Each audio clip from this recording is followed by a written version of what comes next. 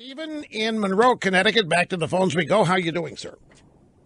Oh, very good. It's a real honor, Rush. Thank you very much. You bet, sir.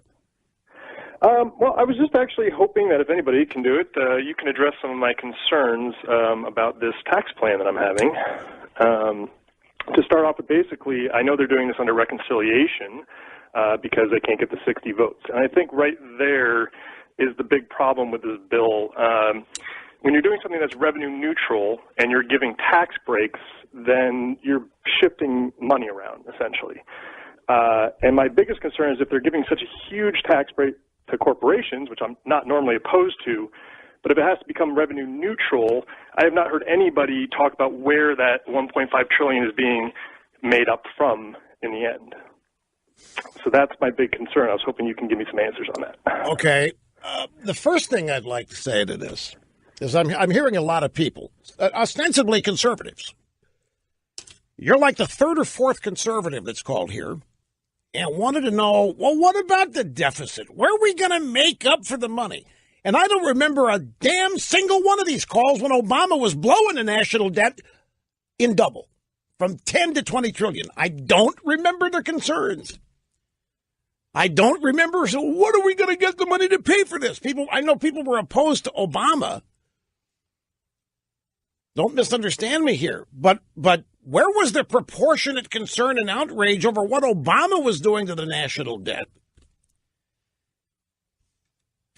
So we want to oppose this or provide roadblocks to it because there might be $1.5 trillion here that we might not be able to come up with and fund because of budget reconciliation and all that. Here's my attitude on this, and I've been saying it all week. I don't know that there's a tax cut here when you get right down to it, and I'm probably going to get beat up for this. But if the government doesn't lose any money, where is the tax cut? Why should it be revenue neutral? What the hell is so magnificent about revenue neutral?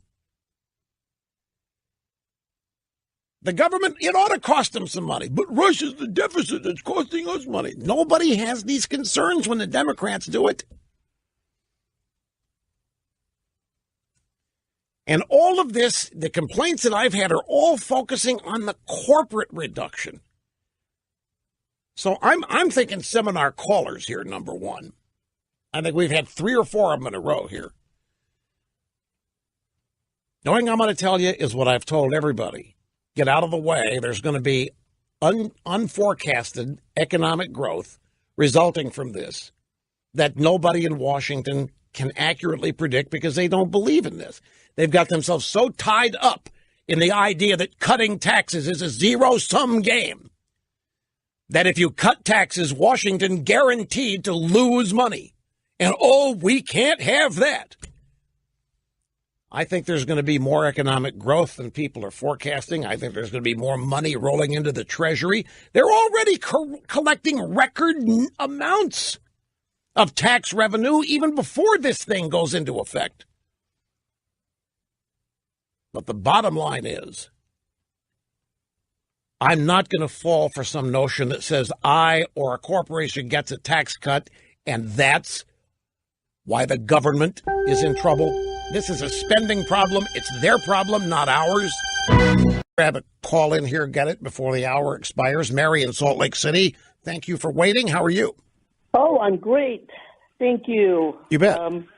I have no doubt that this tax plan is going to be successful because my husband and I lived through the Reagan administration, and we thrived as a couple in the family when he did those tax cuts. And since then, it has been difficult for us because of all the tax plan that Clinton did. If you remember, he did a retroactive tax on us when his first year, and we had to cough up $1,800 just to pay our portion of that. And that was very, very difficult for us to do that. Even Obamacare had hidden taxes with the health care plan when he dropped the $4,800 flex plan deduction and put it down to $2,000. That was a tax increase on us.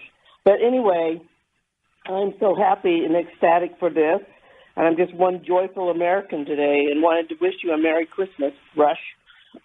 Well, I appreciate that. You're very kind, and I can't thank you enough. I'm glad you're out there each day, Mary, and I hope you have a great rest of the year and as many more as you want. We'll take a brief time out and be back after this. Well. Look at this. Just end CNBC, AT&T has announced that it's going to pay a special $1,000 bonus to more than 200,000 AT&T employees in America due to the passage of tax reform, and that they will also increase U.S. capital spending by $1 billion. Now, you know what the left is going to say. It's just a PR thing. They don't really mean it. They don't really. It's like when David Koch donated $25 million to some hospital in New York. The nurses said, he doesn't mean it. He doesn't really mean it. He should take it back. He's just trying to hide that he's a racist. And so they're just going to say, AT&T doesn't mean this, even though they're actually going to bonus their employees $1,000.